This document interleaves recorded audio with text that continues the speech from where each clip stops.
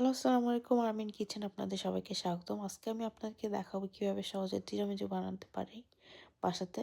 So আমি একটা বোলের মধ্যে গরম পানি নিয়ে নিলাম, 2 চামচ কফি এটার মধ্যে মিক্স করলাম।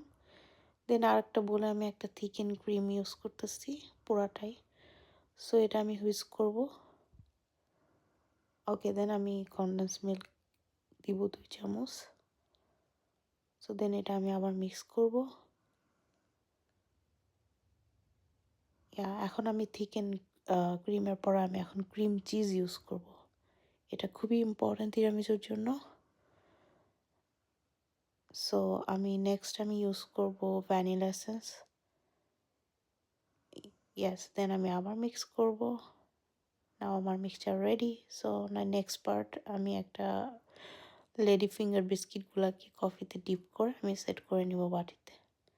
সো নেক্সট আমি ফার্স্ট লেয়ারটা দিয়ে দিব, সুন্দর করে স্প্রেড করে দিব। দেন আমি আবার সেকেন্ড লেয়ারটা দিব। ইয়েস, দেন আমি দ্য ফাইনাল লেয়ার সুন্দর করে স্প্রেড করব।